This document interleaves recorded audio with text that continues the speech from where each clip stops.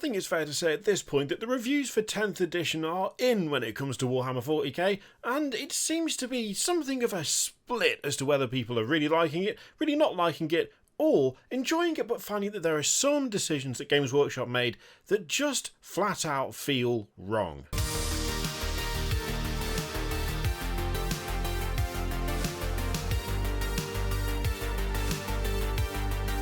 Now, before we get into it, I just want to say a big welcome to new YouTube member Aaron582 Railways. Thank you very much for the support. Now, admittedly, I was very broad when it came to the differing opinions on 10th edition in the intro, and that's because there do seem to be an awful lot of different opinions on it. Something that I've seen repeated quite a few times is people are enjoying it, but don't necessarily think that it's the best edition that Games Workshop has ever done, which I think is probably fair, and I think could also apply to quite a few other editions of games they've made, where it's not the best thing, but it is still enjoyable if you're playing with the right people. Although arguably, you don't want it to be enjoyable if you're playing with the right people, you just want it to be enjoyable full stop. The thing is, there is one specific instance of Games Workshop's decision making which I am still really struggling with, and I know I'm not the only one. It's come up multiple times from other people before, but for the life of me, I still can't work out why they did what they did to some of the chaos options from Forge World. Because when you look at things like Legends and you look at Imperial Armour and all of that stuff, there are many different datasheets now available, so all the stuff that you got from Forge World is still kind of usable here and there. But the thing that really bugs me about what they did to Chaos specifically is that it doesn't make any sense. There are some units for Chaos which got shunted into Horus Heresy Legends, or Legends of the Horus Heresy, or Horus Legends Heresy. I forget exactly which way around it is, but the important thing is that things like the Decimator, or the Khitan Ravager are in there. They've been shoved off to one side and put in a state where they will never be updated again. They're just going to be left there for the duration of the edition, and they won't get revised, and they're also not viable for competitive play. They've been removed from the kind of competitive side of the game.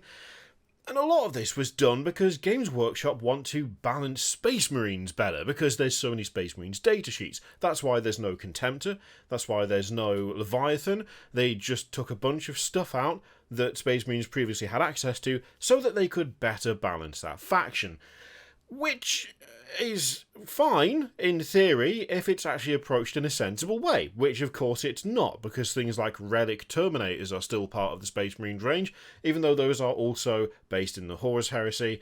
It's just basically whatever had a box that fit the system, that seems to be what was kept, and everything else was just shoved over there. We don't have to think about that again, let's just get rid of it. You have ancient sculpts for the Space Marines that are still available and still have updated rules, even though there are Primaris equivalents that flat out do exactly the same thing, just slightly bigger. I'm looking at you, attack bikes. Like, Space Marine bikes as a whole, we have Primaris versions now. Why they are insisting on balancing firstborn bikes when the Primaris ones exist and you could just use the firstborn ones as Primaris ones is absolutely baffling to me. I mean, seriously, if we're cutting down bloat, why does this still exist when you can just look for Outriders instead and get kind of the same thing? Not exactly the same thing, but surely cutting down the number of bikes available to Space Marines would assist in some way in making them easier to balance, because then you don't have redundancy in terms of basically the same unit being available in 2 or 3 different forms, which is what's happening right here. We've got the Bike Squad, we've got Scout Bikers, and we've got Primaris Outriders. Why? Now, of course, I'm sure there will be some of you who say, I don't want to play my Bike Squad as Outriders, and I understand that, right? I'm not saying that that's 100% what they should do, it's just an example of where other redundancies could be made to try and balance things better, as opposed to, I don't know, ripping a bunch of Forge World stuff out of the Chaos side of things, because it also suggests that Chaos doesn't need as much stripping back as Space Marines do. There's also the fact that things like Titans are being actively supported when you can't even run them in most games. Like, the Warlord Titan is not 2,000 points, it's not going to be available in anything other than a friendly game, but that gets support, whereas a bunch of other stuff that is more widely used doesn't. It just seems like a weird decision. The big kicker for me, though, the thing that really made me feel like a lot of this stuff, they are using reasons that make sense, but then when you actually examine what they've done, kind of don't necessarily undermine what they've said, but make it feel more like it's a case of we just don't want to deal with this, as opposed to we want to more effectively balance, is the chaos stuff. I mean, the chaos stuff absolutely blows my mind and continues to even now. So if we take a look at Legends under the Warhammer 40k downloads page, it says Horus Heresy Legends Heretic Astartes, which is fine in theory, except quite a few of the things in that particular download have got nothing to do with the heresy whatsoever. So we have things like the Decimator, we have the Greater Blight Drone, can't forget the Blood Slaughterer or the Greater Brass Scorpion, and of course we have the aforementioned Khitan Ravager as well, plus the Thunderhawk for some reason. It is of course worth reminding you at this point that this is under the Horus Heresy Legends Heretic Astartes section, so this is stuff that you can buy and play in the Horus Heresy, but you can't use in 40k. Now obviously most of you know where I'm going with this, in that most of the things in that list have got nothing to do with the Horus Heresy. So if we go to the Horus Heresy section of the Forge World site and we go to Traitor Legions Astartes, you will notice as we gently scroll down that there is going to be a distinct lack of a certain number of options from the Legends of the Horus Heresy section. Why were they placed in there? And this is the big question, and this is the thing that makes it very difficult to believe in the idea of, well, it's all for ease of balancing, it's all to make sure that we can keep things nice and up to date, and that it's not just a case of, we don't want to have to deal with this, and we don't think it's worth it, so we're just going to shove them out of sight, shove them out of the way, and just make it so that we don't have to deal with it. Because as we scroll down, you will note, I hope, that there is a very distinct lack of things like Blood Slaughterers, or Khitan Ravagers, or Decimators. And the reason for that is, of course, they're not here.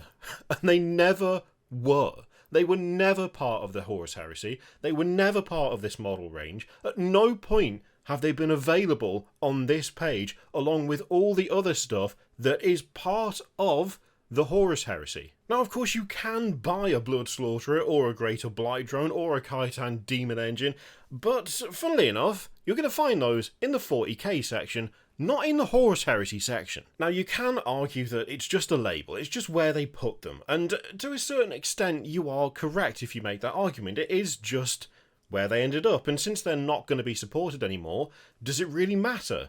And the answer to that is technically no, but when it comes to the perception of it, yes.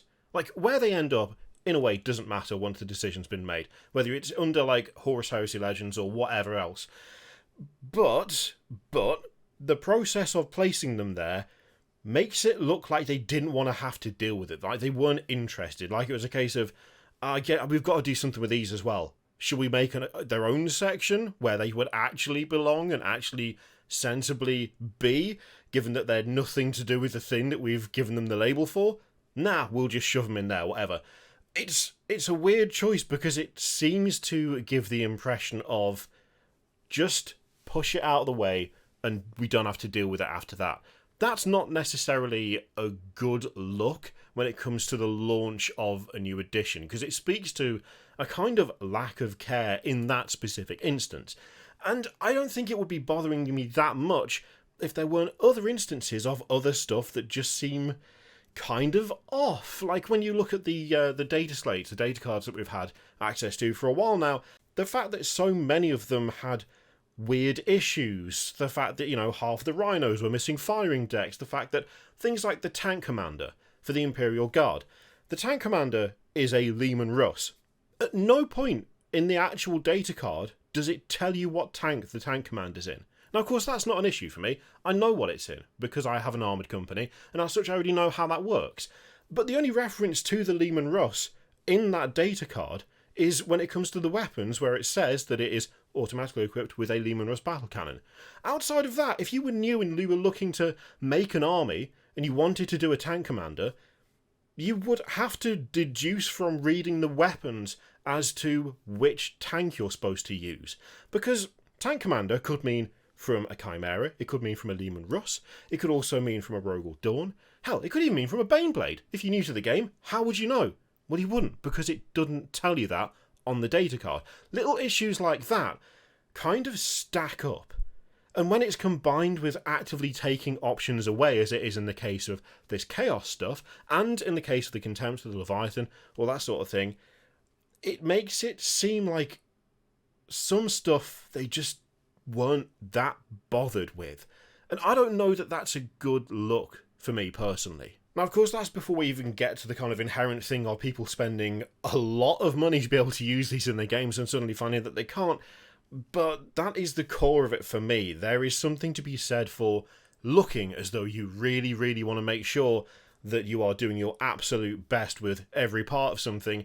And little things, just little things like labels, like sticking 6 units that are not part of the Horus Heresy, never have been, and have never been available as part of that range, and as far as I know, haven't had rules in any of the books, putting those under the Horus Heresy tab for the rules just feels like a, just get rid, whatever. It shouldn't be, get rid, whatever, and it shouldn't be kind of, where do I find these, wherever they ended up, oh, it's under this thing that they weren't ever part of. Again, it just looks kind of off, kind of lazy, and I just don't know that that's what you want when it comes to this big old hyped up edition that, by all accounts, is supposed to be simplified, not simple. It's supposed to deal with a lot of issues that Ninth had in terms of balance, in terms of bloat. Cutting stuff out and then throwing it to the side is a way to deal with bloat, I suppose.